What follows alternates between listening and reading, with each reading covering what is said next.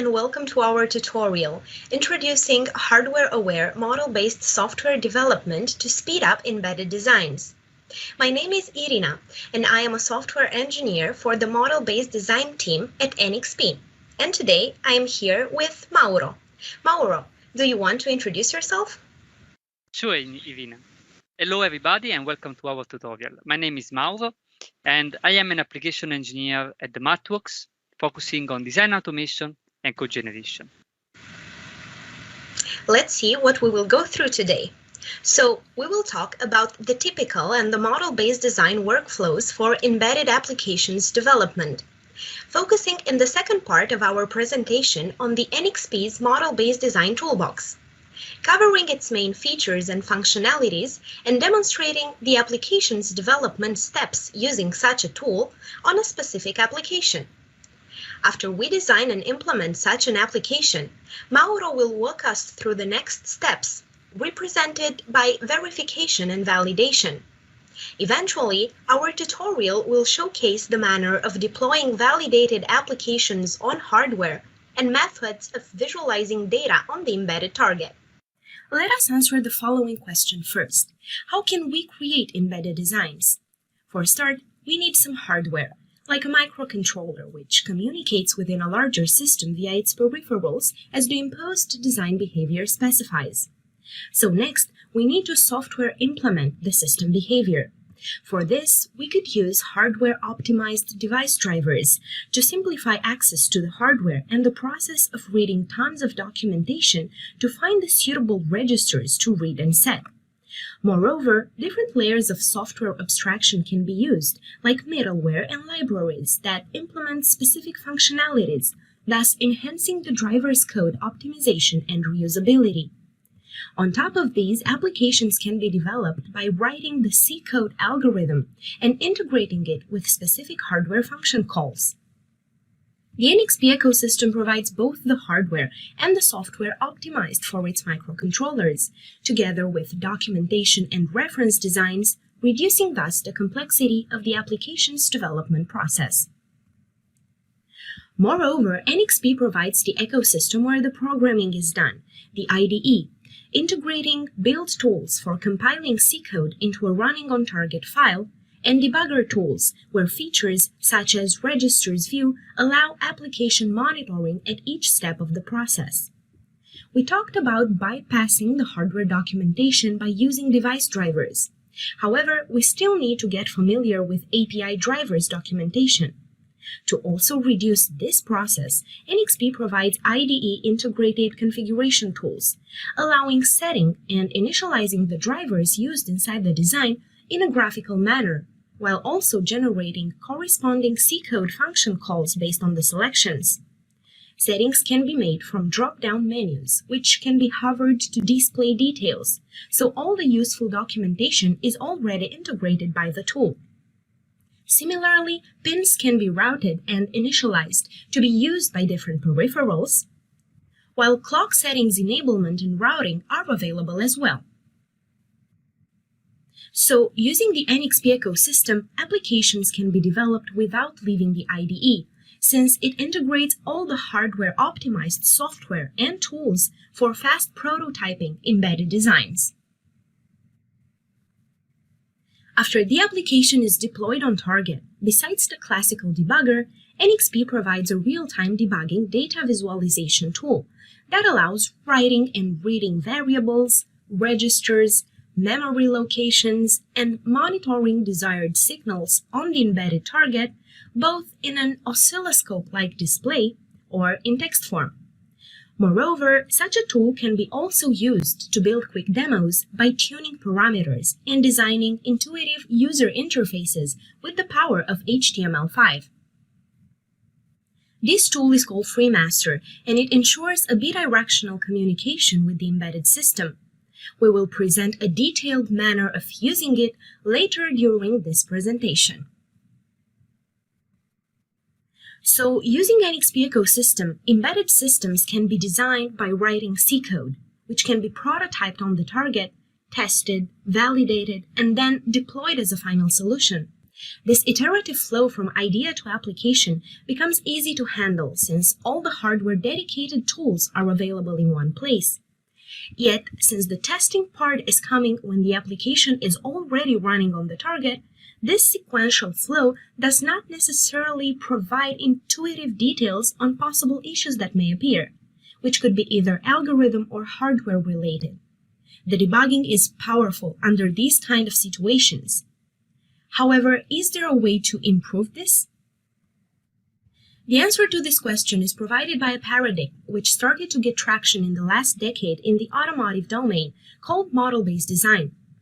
Regardless of their specializations, engineers are used to solving problems by drawing various diagrams. And this is exactly what model-based design implies, putting together graphical elements that implement certain functionalities with the purpose of designing the logic of an application. You only need to transcribe such a sketched design into a model-based software environment. Given the increasing complexity of embedded applications, the need of higher levels of abstraction in the development process comes naturally. By using such an approach, the application logic becomes easier to be followed in comparison to numerous code lines.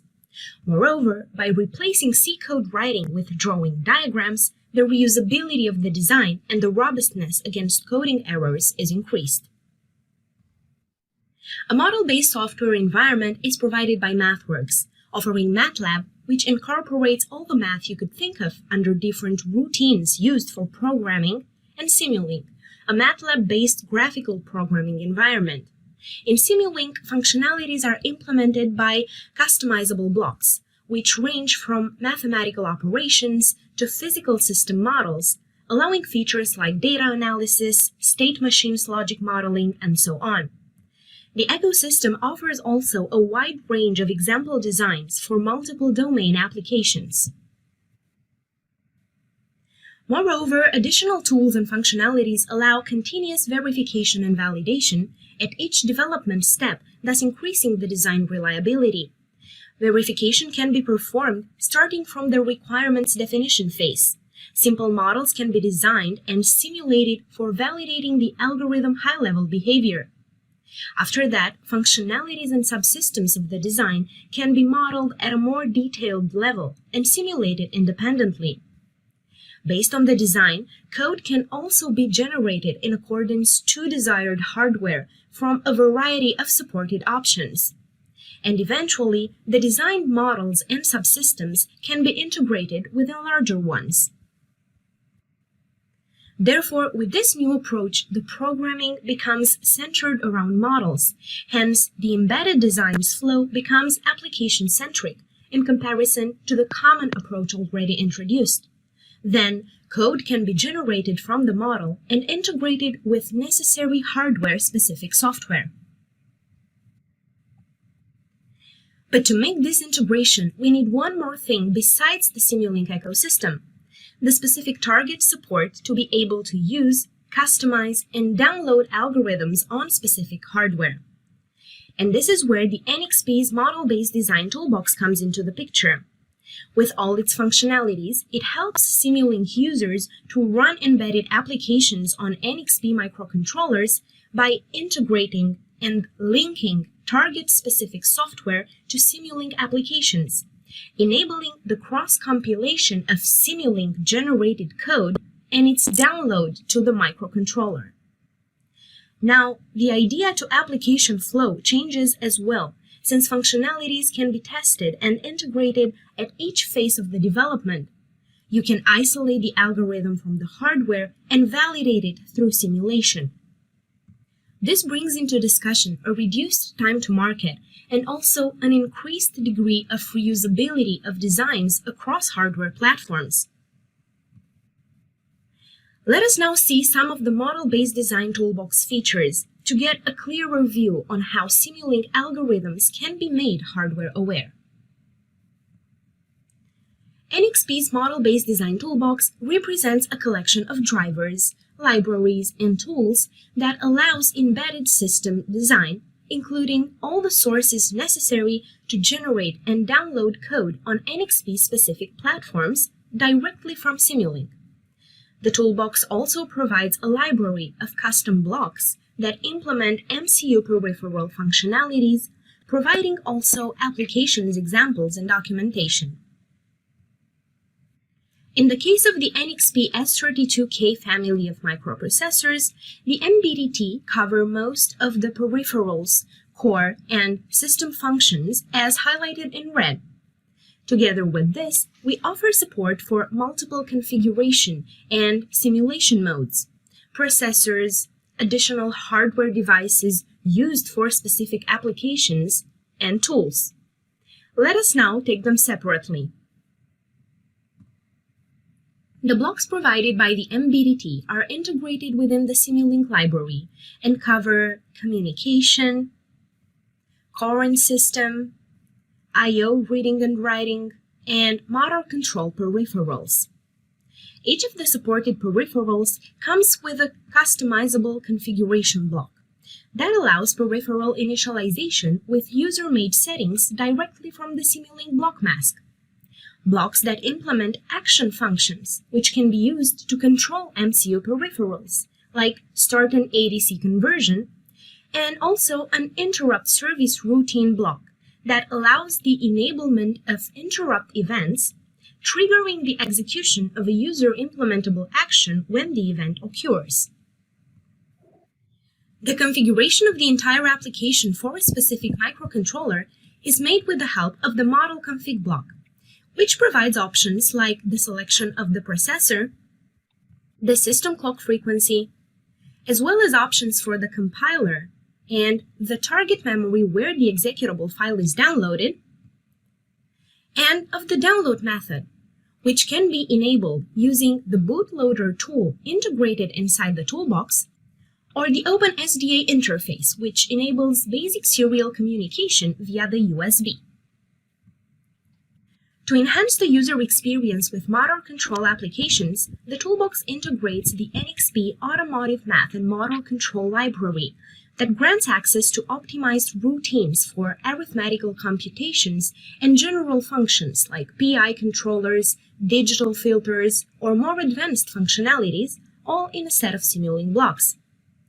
MBDT also integrates real-time monitoring features and debugging through a set of blocks which implement the communication of the FreeMaster tool with the target via CAN or UART. Profiler blocks can be used to measure hardware execution time of applications or even subsystems. And other features like reading and writing registers and memory locations are also available. MBDT provides also blocks that offer support for external devices, commonly used together with S32K microcontrollers for applications such as motor control and battery management system. All these functionalities, simulation modes, libraries integration, are exemplified by a wide range of already designed, completely functional Simulink applications and FreeMaster demos. There are ready-to-run examples for demonstrating every feature of the MBDT and every functionality of each of the supported peripherals. So, using the MBDT blocks, we can configure the microcontroller and peripherals. We can also add inputs and outputs into the system by using hardware-aware action blocks to read or write desired MCU pins and peripherals. Then, we can develop the algorithm that will perform the embedded system actions, which is hardware independent. So, it is easy to port a Simulink model from one hardware to another without touching the actual algorithm, only by changing this outside configuration and hardware action blocks. After designing such an application, we can simulate and validate its behavior and then build it. When building it, C code is generated automatically using Simulink Embedded Coder and then cross-compiled into an executable file downloaded on the evaluation board we are using. In the case of today's applications, having an S32K144 processor. Let us now develop a model that will control the intensity of the LED on the board using PWM signals. The LEDs in the digital world can have two states, on and off. However, let us remember that a pulse width modulation represents a way of delivering variable power to a system by fast switching between on and off states. The amount of power delivered is controlled by how much time the signal is kept on relative to a fixed time interval, and this is measured by the duty cycle, while the fixed time interval represents the period of the signal, one PWM cycle. Therefore, by generating such a signal for our LED, we could rapidly turn it on and off for periods that visually appear as a steady dimmed light. If, over a short duration of time, we turn the LED on for 50% and off for 50%, the LED will appear half as bright, since the total light output over the time duration is only half as much as 100% on. Hence, we can adjust the LED brightness by adjusting the duty cycle of the signal. We will generate PWM signals with variable duty cycle, which will evolve as a sine wave from 0 to 1, thus simulating the dimming effect of the LED. We will generate a pair of identically PWM signals that will control the green and the red LEDs, thus displaying the dimming in a yellow color. The application will be downloaded on the hardware via the OpenSDA interface by connecting the board to the PC via a USB port. Additional to the LED behavior, we can watch the PWM signals controlling the LEDs by connecting a logic analyzer to either of the two control pins. Let's now build our model. We open a new Simulink canvas and the library browser, from where we drag and drop an MBDT application configuration block. In here, we select the processor we have, leaving the rest of the settings on their default values, and then we go to the Target Connection tab. We can choose to download the code on the board directly or to perform a processor in the loop download. In this case, an additional tab of UART settings will pop for configuring the data transmission between the Simulink model and the board. However, the simulation mode will be covered a little bit later, so we won't set nothing here yet.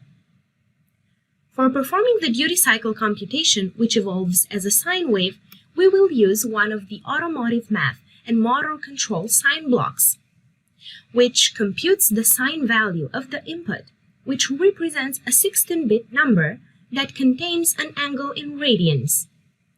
We will set the block to compute the sine on the -pi interval by feeding it an appropriate input, which will be added as a simulation input test. Therefore, we will discuss it a little bit later. We will then add a PWM configuration block that initializes the flex timer module peripheral and generates a PWM signal with the duty cycle provided as an input. We open the block settings, and what we do first is to uncheck the advanced options, since we are not going to need them in this example.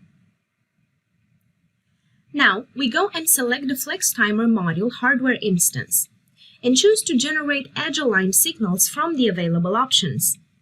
The PWM channels are hardware designed in pairs, so we enable the 0-1 pair of signals and we set them as independent, since we want identical signals for both the green and red LEDs. The complementary option implies that only one signal from the pair is generated according to our settings, the other one representing the logical complement of the first. We set the signal's frequency to be equal to 50 Hz, and then we enable the block simulation to output the duty cycle provided as an input, since we will need it further to simulate our model. For now, we only add output ports to these signals. What is left to be done is to route the signal to the physical pins on the board, corresponding to the green and red LEDs. The PWM block input must be a floating point data type value inside the 0-1 interval, representing 0% to 100% duty cycle.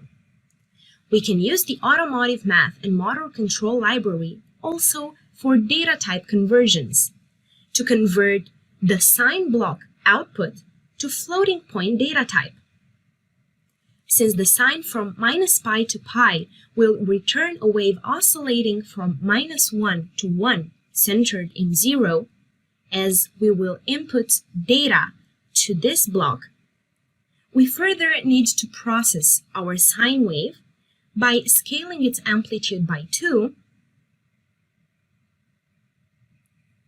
and shifting it with 0.5 to obtain a value between the 0-1 range as imposed by the PWM block. We feed the duty cycle to the PWM configuration block, and we arrange a little bit the model and save it. Now that our model is complete, I will pass it to Mauro to present to you how we can simulate the model's behavior by adding input and output tests and how to enable the MBDT simulation modes. Thank you, Irina, and thank you to the audience for attending this tutorial. Here, I would like to move now to the phases of verification and validation of both the generated code and the object code on the hardware of NXP. I would like to start with an example where we can see that model-based design, modeling, simulation, code generation, and verification can happen all together in the Simulink environment, including the NXP production hardware. In fact, here on the screen, we can see a model on the left that could be implemented by any company working on automated driving application. This model is a high-level architecture and implementation of an autonomous driving car. It has sensor inputs, complex algorithms for perception, localization, and control. And it has vehicle dynamics that mimic the real car behavior. On top right, you can see an NXP S32K144 board that Irina already presented. On the bottom right here, you see a photorealistic 3D visualization with Unreal Engine. When we run this simulation, we can see that all these components interact with each other. From the slow motion that we will see now, we can see that the board is reacting to the input scenario and is giving feedback to the car. It runs generated object code that controls the emergency braking action of the vehicle.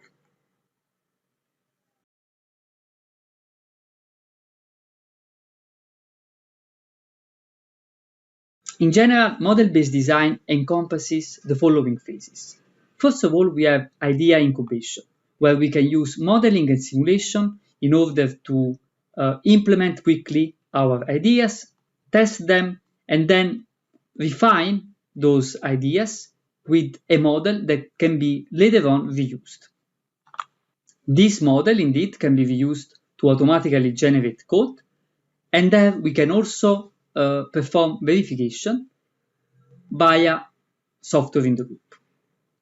Finally, we can generate the object code and use the production hardware to run a processor in the loop verification before achieving the final product realization on the production hardware. All these steps that belong to the model-based design workflow are facilitated by the NXP model-based design toolbox for NXP hardware. This toolbox, as Irina mentioned, contains all the features that are necessary to connect the development PC environment directly to the hardware and so realize full applications deployment. I would like to focus on two verification tasks that are enabled by the model-based design workflow. These are two equivalence tests, software in the loop and processor in the loop. These tests compare the behavior of the model, which also runs in a simulation that we call model in the loop, with the behavior of the generated source code for software in the loop and the object code running on the hardware for processor in the loop. These verification steps actually enable engineers to early detect defects introduced during the design before going to testing on the final product. Let's start with explaining what do we mean with model-in-the-loop testing. Model-in-the-loop is the process of running simulations on a development desktop environment. Here, the simulations are validated with verification criteria that are derived directly from the requirements. We write test vectors in order to exercise the model that runs on a desktop PC and generates results that can comply or not with this verification criteria. This model can be reused to generate code. The source code can first be tested with software in the loop. This test consists in reusing the test vectors previously written to test the models, and by compiling the generated code with the PC compiler and using the same PC that was previously employed for designing the models, we are able to compare the results with the previous simulations. Possible numerical mismatches that we can find via this comparison would indicate that errors have been introduced in the source code with respect to the model's behavior. As an example, we can use the model explained by Ivina.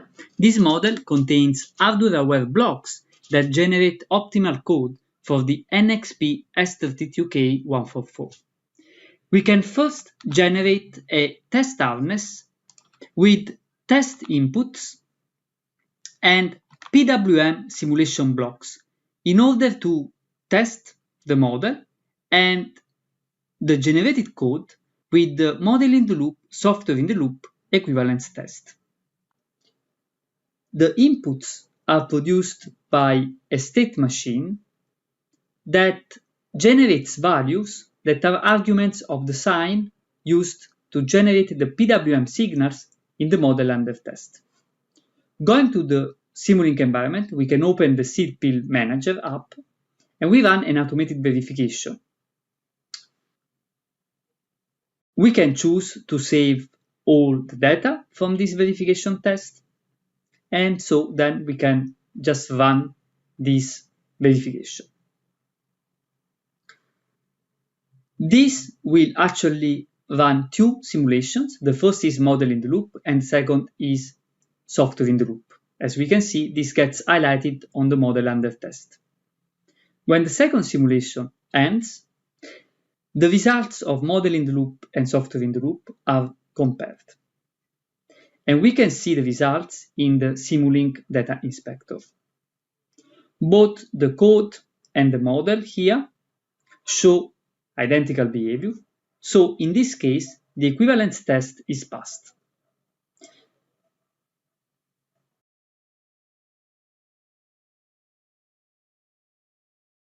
And this is true for all the signals in output of this simulation. We can also explore the profiling results. In fact, the source code has been profiled on the host PC, and the average execution time is visible in some graphical format. In this case, we have an histogram that tells us how often the code was running under a certain execution time. We can also use a software-in-the-loop simulation as a standalone process to do debugging. Here, I want to show that indeed we can link traditional debugging tools, such as Visual Studio, with model-based design tools, such as Simulink. Here, I am reusing the previous model, and I will enable seal debugging mode. When doing so and running a verification, Visual Studio will be prompted at simulation time. So the simulation can be paused at breakpoints. Here we can see that we can open Visual Studio, and when we press continue, we did get one simulation step further. We can then inspect the generated code during simulation using those breakpoints, and also visualize the output in Simulink at the same time. So here we can add, for example, another breakpoint. And then we can do just one step in the simulation and see what is the value in Visual Studio. We can also remove those breakpoints. And when all of them are removed, by pressing continue in Visual Studio, we just continue with the simulation in Simulink.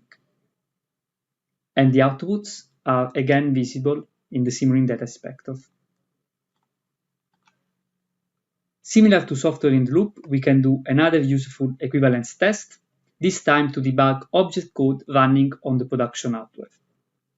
In this case, we change the compiler from a PC compiler to a cross compiler, and we also change the PC to the target hardware. Comparing this new test, that is called processor in the loop, with the model in the loop, we are able to determine if there are issues introduced either by the cross compiler or the hardware. The simulation environment does not change to perform processor in the loop. Simulink will automatically generate code for the hardware, and the hardware can be interfaced with the model-based design toolbox of NXP that enables PIL for this board. When the PC is connected to the board, the generated code will be compiled and the system under test will run on the processor.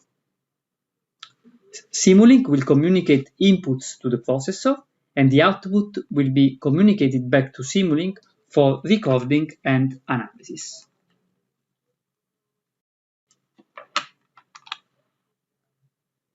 For example, here we reuse the seal-PIL app in processor in the loop mode. When the processor in the loop is performed, we also see the LED of the board blinking accordingly. In fact, the PWM signal are simulating the dimming of the LED. When this processor in the loop simulation ends, we can again inspect the results in the Simulink data inspector. And also here, we see that there are no numerical differences, so also this test was successful. And this can be seen for all the output of the simulation. So in conclusion, software in the loop and processor in the loop are two useful verification steps that can help developers to find bugs early before testing with the final product. I now want to give the word back to Irina, who will showcase another example of hardware-aware model-based application development.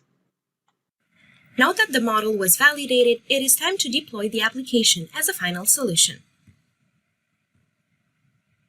We open the model. Here we have removed the PWM block simulation outputs. We keep the stateflow input for generating the sine wave and select the code to be downloaded via OpenSDA on the board from the model config block. The board appears as a drop-down item in this list when it is connected to the PC via the USB port. And now we are ready to build our model. We open the Apps menu and select the Simulink Embedded Coder toolbox and press the Build button. Skipping the process of generating code and compiling it into an executable file, we fast forward to the step where the application is downloaded on the target. After this happens, the generated C code can be inspected from this Simulink window, containing all the variables and the function calls corresponding to the blocks added in the model. We open now the Logic Analyzer software. we connected the green LED pin to the logic analyzer device and start the hardware data acquisition. In this time, the LED is dimming on the board. So it can be seen that the LED is controlled by a PWM signal, as in simulation, with the same frequency we set in our block, equal to 50 Hz, and a variable duty cycle. Now, let us see another application incorporating multiple MCU peripherals. We propose to convert the analog signal provided by the potentiometer of the board into digital samples and compare each sample to an imposed threshold. If the converted value is higher than the imposed one, we will send messages on the CAN bus to notify the occurrence of this event and turn on the red LED. When the converted value respects the threshold, the red LED will remain or be turned off, while CAN messages will no longer be transmitted. Before deploying this application, we first need to power the CAN transceiver on the board via an external power supply. For hardware selecting this power source, we need to place the J107 jumper in the 1-2 position. We can monitor the CAN messages being sent by connecting a CAN analyzer to the physical pins of the instance that we will use, while also using the previously real-time applications monitoring FreeMaster tool to inspect graphically the signal's evolution. We will download the executable file on the board via the OpenSDA interface. We open the already designed model. First, we need to configure the application. Therefore, we use a configuration block, where we select the processor, compiler, target memory, and the OpenSDA download option on the connected board. A FreeMaster configuration block will allow the communication of the hardware with the FreeMaster application via UART using the set instance, baud rate, and pins. We will use data store memory blocks to declare variables that we will use throughout the application with the purpose of inspecting their evolution in the FreeMaster project once the application runs on the target, like the threshold value, which we set to be equal to 2048. After we configure the application, we configure the peripherals used for the previously presented logic. Since we convert the potentiometer signal, we use a configuration block to initialize the ADC0 instance to perform a 12-bit conversion, meaning that converted data will vary from 0 to 4095. Since we are sending CAN messages when values exceed the imposed threshold, we also need a CAN configuration block. We select instance 0 and the corresponding pins in accordance to our hardware setup, and a 500 kilobits per second bitrate. Now we need to start the conversion of the potentiometer. Therefore, we use the ADC start block. We select the same instance we previously configured, and we set the channel to be converted to the one hardware corresponding to the potentiometer, and we choose a register to store conversion data. We enable the interrupt since we are going to use an interrupt service routine block that will trigger the execution of this subsystem every time a conversion is completed, providing also the conversion result and the ADC channel. We will store the conversion result inside a variable for inspecting its evolution in the FreeMaster project. The block is configured for the same ADC0 instance with an interrupt priority equal to 7. Now let us see what happens every time a conversion is completed. We compare the converted data to the imposed threshold value. If the value is higher than the imposed one, we will light on the red LED, routed to the PTD15 pin on the board. The LED is turned on when a logic 0 is written to the pin, given the LED's hardware connections according to the board schematic. We store this value inside the LED variable for FreeMaster displaying its evolution. However, we first negate it for displaying a logic 1 in the graphical illustration when the LED is turned on to avoid potential confusions. We also send messages via the already configured instance 0 of the CAN peripheral in a blocking mode using the 3FF message ID. The variable data contains the message to be sent, and the width simulation block computes its length. If the converted value is lower than the imposed threshold, the LED is turned off and messages are no longer transmitted via CAN. We will now build the application and download it on the target. We will not reiterate the simulation and validation steps since the workflow was previously presented in detail, and the purpose of this application is only to illustrate another use case of MBDT and how applications can be debugged in real time using FreeMaster. Now that C code was generated based on the model, compiled and downloaded on the target, we open the FreeMaster project. From the Options tab, we can specify the connection type and the baud rate in accordance to the settings made in the FreeMaster configuration block, while selecting also the generated executable file for the current application. I have added the variables we want to inspect, represented by the potentiometer, the threshold, and the LED inside the variable watch. New variables can be added by right-clicking this area. Then the name of the Simulink model data store memory can be added here, and additional settings made, like the sampling period and the type of the display.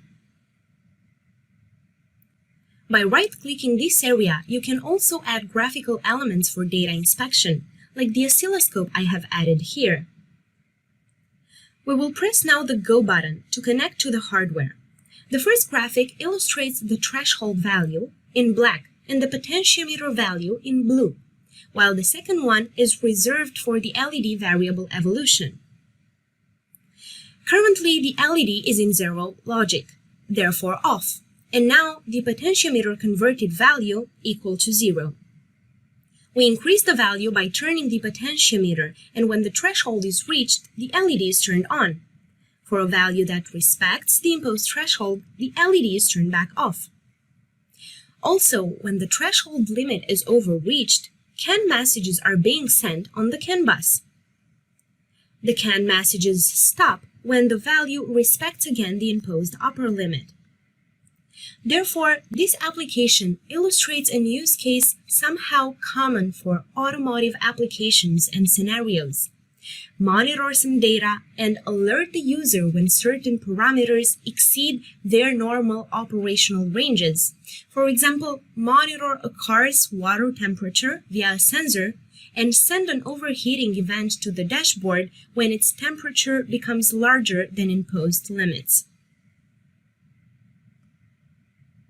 Since we have covered all the topics proposed for today, for more details, you can check our community page, the place where we provide customer support by answering forum questions, posting articles for all the MBDT supported platforms. Here, you can also find a series of webinars, some of them co-hosted with MathWorks, from beginner level to even more complex applications demos, such as battery management system and motor control. You can also check the courses we provide, walking you step by step through the process of developing motor control applications. So that was it for today. Thank you very much for your time and attention. We will move now to the Q&A section. Hello, everyone. So I'm Răzvan Chivu, and I will be the moderator for this Q&A part. So I see we already have some questions, but feel free to write yours in the chat or in the question section. So I propose we get to do the first one. So can I use the same model to program two different MCUs? I think I can take this one. Okay, so the answer to this question depends. If the MCUs are from the same family, like we had in this tutorial case, covering the S32K1 family, yes, the Simulink model could be used only to make sure that the settings are okay for the MCU that you are changing. So, okay, let's say if you had S32K144 and you want to change to 142, for example, you have to make sure that the same pins are available or maybe the same clock settings. And all these settings can be made from the model configuration block that the model-based design toolbox provides. And this is, let's say, the only adjustment that you need to make. If the MCUs are from different families, the procedure of adapting, let's say, the model to the new MCU implies a little bit more action from the user. As I have presented in the presentation, the actual algorithm executing the specified actions of the embedded systems does not have to be changed. However, the configuration of the MCU and the outside blocks that contain actions to peripherals, reading from peripherals or writing to peripherals must be changed to be in accordance to the new hardware part that you are porting the model to. Okay, thank you, Irina. Moving on to the next one. Can you tell something more about verification metrics? What kind of coverage metrics does this workflow support? Rajan, maybe I can take this one. Thank you for the question. Yeah, I think typical metrics that are used for the software coverage are condition, decision, and modified condition decision. And all these ones are supported in this workflow. Actually, Simulink has some additional tools that allow you to measure the coverage both at the model level, so when you do the model in the loop simulations that we saw, but also at code level. So also when you do software in the loop simulation, you can measure the coverage and then generate reports for what is the coverage level for your software. We also have other tools in this space that allow you to then generate test vectors that help to increase the coverage of the software and the models. So yeah, the answer is yes. We have this type of activities are also covered in this workflow. Okay, thank you, Mauro. Going to the next one. You introduce model-based design as a gateway between MathWorks and NXP ecosystem. What does this imply? Can you please provide more details? Well, the blocks and the Simulink blocks implementing, let's say, peripherals configuration and actions that the model-based design toolbox provides are based on SDK function calls. So we have this target-specific drivers, and we come and make these blocks and these, let's say, programming graphical elements on top of these. So this is how the target-specific code can be used, and it is actually used in Simulink. More than that, if you want to add a specific target-specific code in the models, you could use that by, I don't know, using, let's say, custom code blocks that are available in Simulink, and they're just typing the function calls that you'd like for your model.